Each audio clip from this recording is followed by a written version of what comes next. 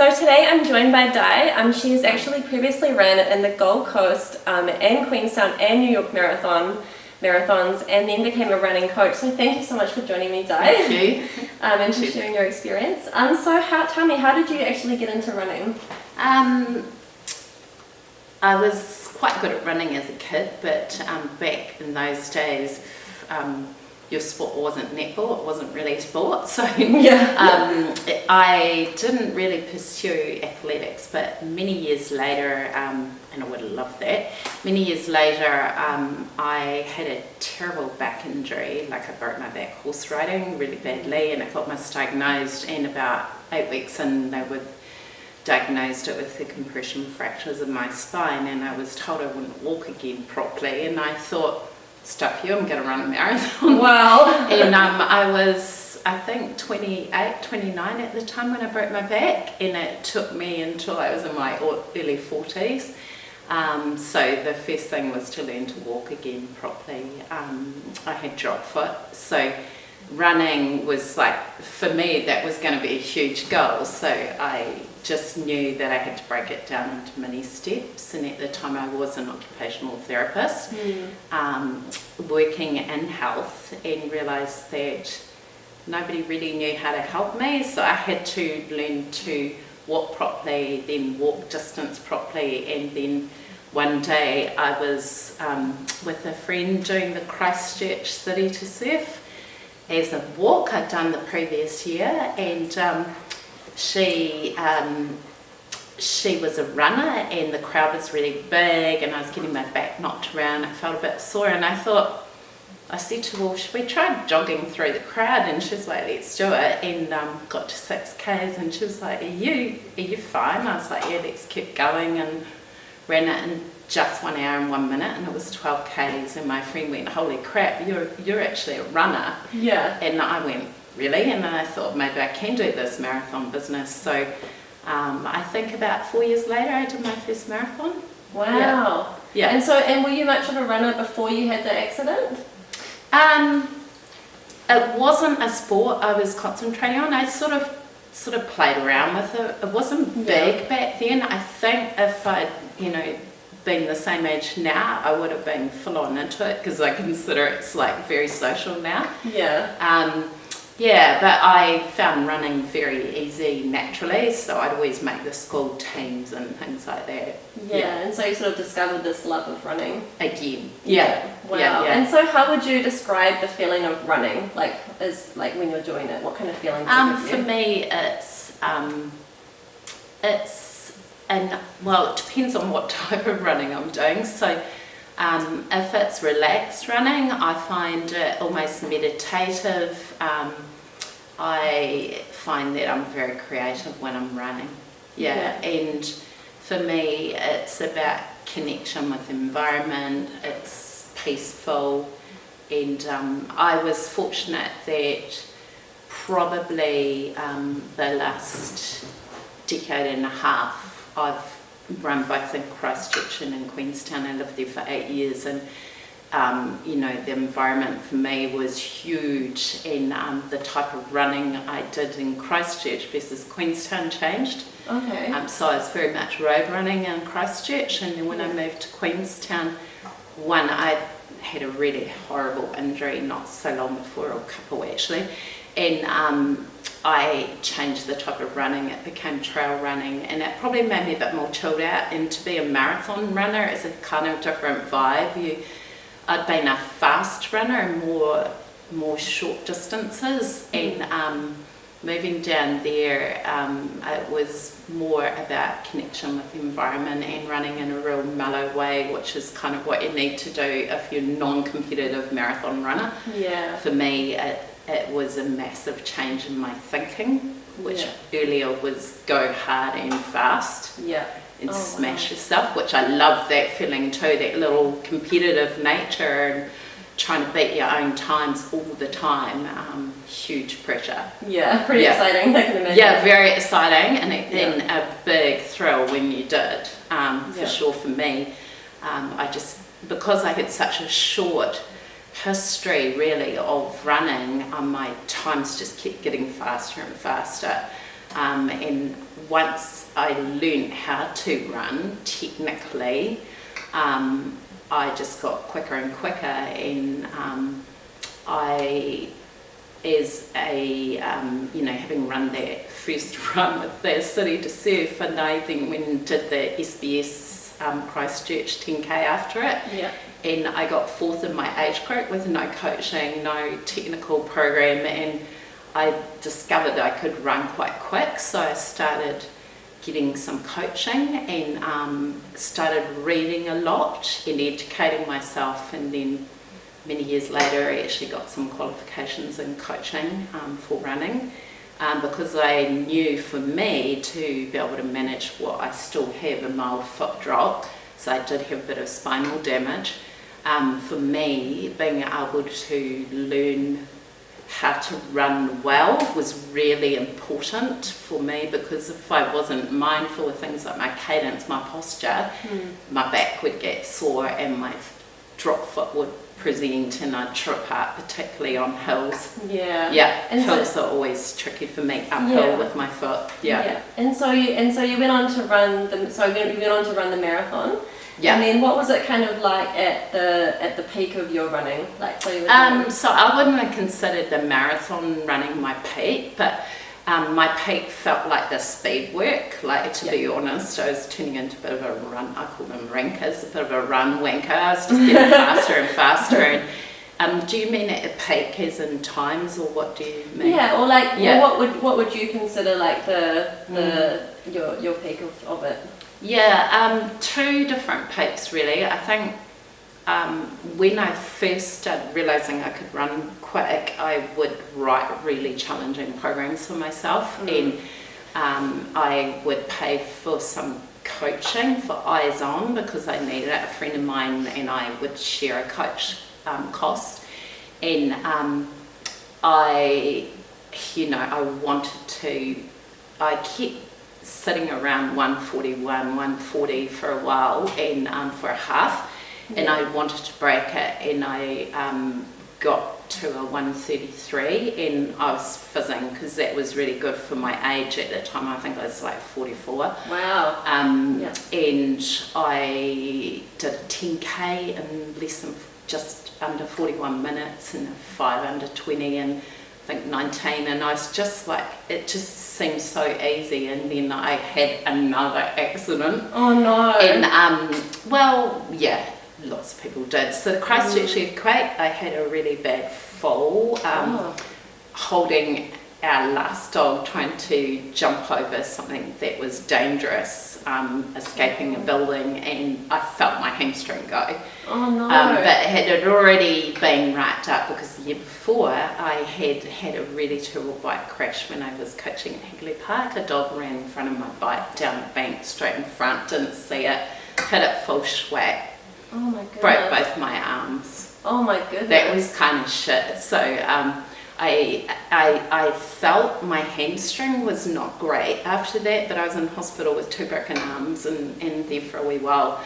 Wow. And the focus was on my arms. But when I couldn't run obviously for a while, but I could walk everywhere, and I noticed that my foot drop got worse, and I think my hamstring was quite tight, so then when I tore it in the earthquake, to be honest, I've not been able to run fast since. So I had tendinopathy. I got offered some surgery, but I worked on it, and saw a specialist and worked really hard on it for 6 months, and he went, "You've done really well." Yeah. So that's one of my passions, is dealing with injured runners, mostly through experience. Yeah. So I kind of get that. So now I always run my left leg's speed, which is probably 2k slower than my right, but I'm going to keep even, and if I don't, I aggravate my back. So then I'd say the next peak was really just actually learning to chillax about running and speed. So I went through a real imposter syndrome for a while, where my times were like way slower, but it took me a while to get over it and realise how bloody fortunate was I to be able to get back to running, because I don't think people realise when you can't move how hard that is. Yeah. And until you've, been through it, it's really easy to think, oh, you'll get back, but there's part of you that goes, maybe I won't. Maybe this is not going to happen for me. And I had to really change my thinking, to, I'd say what I call wellness running. So that would be my other pick, is actually a real mindset change. So now I kind of think that I run based on how well my body's feeling. And for me, because I have had a lot of broken bones, like so many, 25. Wow. I really go by how my body feels. So today you said, have you been for a run? I went, yeah, I have, because my body felt okay. So I went for a run, and I thought, I'll see how it goes. I got to only about 40 minutes of running, and then I thought that's probably close to enough, because I'm going to do a wee 5K for Colin's memorial at the 5K park run tomorrow. Okay. Colin Thorne, who is like a legend to me, 102 out there doing park runs. He's just passed away. Oh no! So there's a wee park run for him tomorrow. So I think that's amazing. That's the sort of thing I celebrate really now, is the ability to move, no matter how old you are, how injured you are. If you can move, that's a win. It's not a privilege or a headspace that everybody has that ability with their body and their mind. And so when you got injured, what sort of impact did that have on you mentally? Because I know you were saying that for a while. You were kind of questioning, will I get back to that? What kind of impact did that have on you? So I've had quite a few injuries. They've all had kind of different reactions, but probably at the worst, I really felt like, if I can't walk properly, how could that even be a run coach? This is a joke. I mean, nobody's going to take you seriously. And so it was a self-esteem thing. It was my ego getting in the way, really, because I actually do know how to coach. I may not know how to run. My feeling was I needed to change my headspace, actually, and once I did, it was huge. So I was so down on myself about not being able to move well, and embarrassed. I mean, I couldn't even drive. We were in Queenstown, and I would walk to the school bus stop, which was about 3 k's away. We lived very south of Queenstown, and then furthest away the school bus would drop the kids was 3 k's, and that was my challenge. Every afternoon to do a 6k walk during the week. And I was slow, but I got faster and faster. And the other thing is I wasn't really good at asking for help. So learning to change your headspace about help, and I realised I needed to get a really good team to help me rehab the last big injury I'd had. And that was huge, asking for help, getting physios, getting massage therapists, getting osteos, a really good medical people, like my GP was fantastic. And also finding your friends that you trusted enough to show your ugly side, it's so easy when you're injured to get the poor me's, and sometimes you need people to just kind of ask you the right questions. And I realised, for me, running gave back more than it took, and little by little I could get back there, and that's what I did. It's like, right, back to running program, and it was very much, even New York, so I haven't told you, I broke my big toe 4 or 5 weeks before New York. Oh my goodness. I know. And it was terrible. I was running down a hill in Calvin Heights near Queenstown, and some light went in my eyes. What I thought was a flat stone was a jagged rock, and I kicked it full schwack and broke my toe. Oh my goodness. And I was really fit at the time, like I had well trained some distance. So, and I'd come off the Queenstown Marathon only the year before, so I backed myself that I could take 3 weeks and just sat, and I paid all that money, and I made all of that, and it was a celebration for my 50th birthday, and I was going with some mates, and I did it, and I just used Jeff Galloway's method, which was so walk, run. Yeah. And I built up to 9 minutes of running, 1 minute of walking. And to be honest, I was only like 8 minutes slower than Queenstown. Oh, it was great. That's pretty good. It worked really well for me. And it's such a good method, and I strongly encourage it for runners rather than all or nothing. Do something, do a little bit, you feel better for it. And we know there's all those wonderful hormones we get from running. But the other thing, when I'd say the hardest thing is when you're injured. For me, when I've been injured in the past, I used to withdraw. And running has so much to it with connection and community and friendships. And I realised I was doing that, and that was sort of self-sabotaging because I felt embarrassed and I felt like I couldn't contribute, and how did I relate to them? And a lot of people were awkward about talking about their running to me recently. I had a Jones fracture training for the Tawawera 50. I was going to do the ultra this year, and I broke my Jones. It's your 5th metatarsal. It's called a Jones fracture, and 50% requires surgery. And I had to pull out of that. And my friend who I was doing it with was like, I said to her, I'll come anyway. Because I already paid for the flights and the accommodation. I got rid of my ticket. And she was like, you won't want to come because that'll be like painful for you to watch everybody else. And I was like, no, my headspace is so much better now.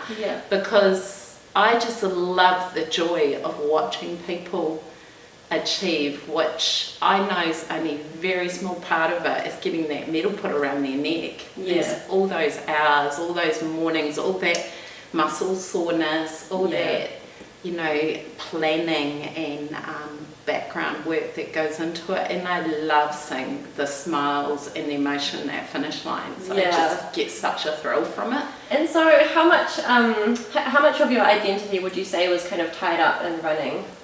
Now, way less. Way less. I think I've got a lot wiser. I'd say if you'd asked me that 15 years ago, I would have said a big chunk of my life was focused on running.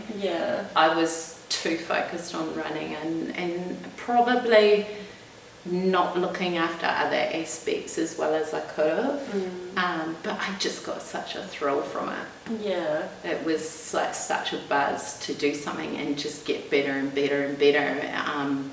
And that I see a lot with people I coach, is when they get to that kind of, the bell of diminishing returns, you get to a point where you're not progressing anymore. And if you train the same, you sometimes get less efficient, or you get not the times or the thrill that you were getting. And I feel like that's a real tipping point for people emotionally, and I've been there.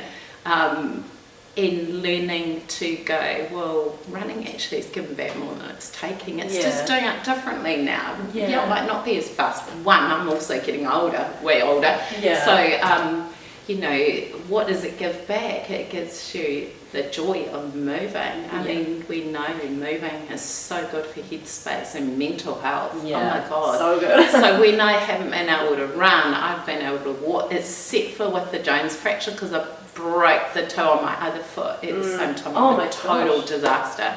Wow. So I skidded. I had to have my leg off the ground for 8 weeks. This was in November last year.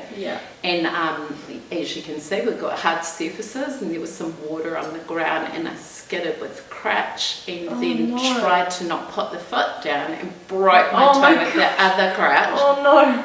Total twat. Yes, I've now been diagnosed finally with osteoporosis. So my big focus is getting that right, and I do think one of the key points I would like to say about running is actually you have to earn the right to be able to run. And I think I have strength trained. I work in the industry where I'm strength training.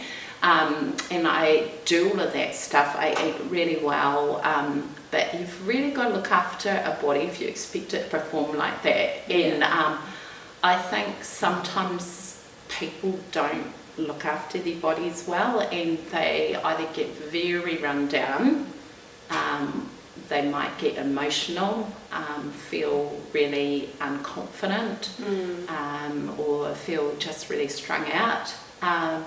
But also, I think to prevent run injuries, you need to be strong, and I constantly am encouraging people to do strength training. I find a lot of runners, and I probably didn't do it as much as I should have myself in the past, don't do enough. I remember when I first got into running, I didn't know about strength training, and I had to get told to start strength training. Most people start it when they have to, because they're rehabilitating rather than prehabilitating, so avoid the injury. I've been fortunate that I actually haven't had a running injury. Mine have all been broken bones or a torn hamstring from that issue, and that would affect my running.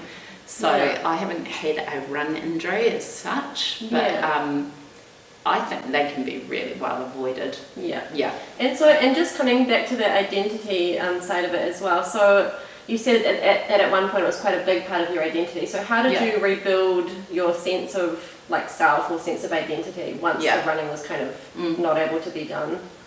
I think two parts to it was one, my role as a coach, and then me as a runner. In my role as a coach, I kind of felt really embarrassed, which is terrible. Like, here's me, couldn't even probably jog at that time trying to coach people, and I realised one day I've got this information they need. Just because I can't do what they're doing right now, it doesn't mean I can't share what they need to do and what I can educate them around. And that was a huge shift for me, because I realised it wasn't about me, it's about them. I just need to share what I know. And I'm a coach, I can share that information. And that was really good for my headspace as a worker. And personally, my identity as a person, I think I was trying too hard to be, the best runner I could be. And I'd already been it, and I didn't realise I kind of peaked, and it was okay. It didn't have to keep growing and growing and growing. There's so much pressure to get better, and does it really matter if you don't? I mean, an hour and a half is really fast, actually. It was. That's for really that fast. age. For a half, so that's a really good effort. That wasn't quite an hour and a half, but 3 more minutes. But that was a buzz. I just remember that day, just, the stars aligned. And I do say to people that I reckon that you learn the most from your shittiest and your best runs. And everything in between is really good banking into your fitness account. Like, that ticked the box, that felt great. But I always think it's really important, and I realised that day, really important to reflect on what was great, what went well, and what you could have done better, especially on the tough days. And I remember a part of that good time was around somebody kind of questioning my speed, and it was a little bit of ego in the way, and I just thought, I'm going to show you up, mate, till you talk to me like that. Prove that I can go faster, and I did. And it was a sense of, once I let that bit go, I was like, that connection with your body, and just feeling really good and going, hell, my body's handling this level and this challenge that I'm pushing it hard today. But I had done all the leading up work really well. And I was, rightly a little bit stressed at the beginning, as you should be at the beginning of a race. A little bit of stress is a good thing, but you don't want anxiety. You don't want to feel overly stressed. But everything felt good, and I, the kind of plan I had in my head worked, and it was quite windy, and I thought, I've never tried this before. I'd never tried to do a PB on a day where it was really gusty and there was a head wind, but I thought, he's a big fella, he's bigger than me, I'll just tuck him behind him, he's going the same pace, and just did all that kind of smart stuff, and it worked well for me. And I was just really proud of myself, just being really logical but calm about it and just going with the flow. And that's what I think is magic about running, is when you're in, if I can call it flow, where everything feels like it's all working out. It's such an incredible feeling, and that's magic. Yeah, because I was going to ask you, since you've had these injuries and broken bones, like what is it that's made you keep coming back, I guess, to the running? But I think for me, I always know that little by little gets progress, and I just don't know where that levels out. You just got to keep going. And now I use other ways to motivate myself. Like I often will, read about an older runner that's done these amazing things, and I love celebrating the 101-year-olds who have got the world's record for the 200-meter sprint. I want to be them when I grow up, I just want to keep moving my vessel while it still lets me. And I know arthritis will set in, all of that, but you just manage your way around these things. Don't let them control you. So I know that my headspace shifted a lot, because I used to say, when people would ask me about my running, I'll go, I'm always injured, I don't run fast anymore, or I'm the one with the back injury and things like that, and I've just stopped doing it, which is cool. So I don't share this with many of our runners. I think they would be shocked if they knew. Some of them do know. Well, they know I've broken things because I've stopped coaching for periods and come back with splints and bits and pieces on, but it's a nice feeling that injury doesn't define you. It's just part of you, and you've got to respect it. You've got to listen to your body. If it's having a bad day, you manage around it. If it's having a good day, I say use it. And that's what I've need to do. So that's why I call them wellness runs now. So that's probably where I can sort of peak now. My body feels good. I run. More about the feeling than than actually the achievement as such. And so I went through a period where I just didn't want to compete, but what I started doing was pacing past runners I've coached or clients that I was coaching to do a 10 or a 21, and obviously I picked people who were slower than me, otherwise I'd be a terrible pacer, but that gave me a thrill, watching them get their time and knowing that I could help them, and that to me is way more important now, is giving back what I've been given from running. Give it to other people and let them experience the thrills I've had, and I still do. I just do them differently now. Awesome. Oh, that's so cool. Thanks so much for your time. Was there anything else that you wanted to add before we wrap it up? No, I don't think so. I mean, you've got to find somebody that inspires you, and I always think about a client I had. I'll share this if I 2 minutes story. A woman called Brenda, who I met in Queenstown when I first moved there, and I arrived there and I was like, oh my god, everybody's so fit, I'm not going to find anybody to work with because they're not really fit, right? And I don't know, somebody must have found out I did some run coaching in Christchurch before I moved to Queenstown, and I ended up coaching a lot of people in Queenstown, but this was early days, and this woman had heard about me and rang me up and said, oh, my name's Brenda, I hear you're a run coach. And I was like, yeah, I am. And she goes, oh, I'd like you to help me with my goal. And I was like, what's your goal? And she said to run New York, and it was probably about May. And she said, I want to do it this year. And I went, oh great, tell me about your running. And she goes, oh, I can't run even 30 seconds. And I thought she was joking. So I met with her the next day. I said, look, let's meet and have a look at how you're moving, and I'll get a bit of an idea of what you're doing. We'll write your program. And she really literally could not run 30 seconds, and I was like, holy hell, what am I going to do here? I don't want to knock her goal. It reminds me of the story of Jasmine Paris, that was the first woman to attempted the Barclay yes, marathons, and yes, she was yes. like, everybody said the woman couldn't do it, and then she did it. I know, And it was and just people great. tried to pull off the line, off the road, didn't they? Yeah. Some men. Yeah. Amazing. I love those stories. Yeah, so good, so I inspiring. love those stories. Yeah, so Yeah. motivational. Mm. Yay. Oh, well, thank you so much for your time. I really appreciate welcome. it. And thank you so much for joining us. And don't forget to subscribe to see who's going to be joining us next week. Thank you. Bye.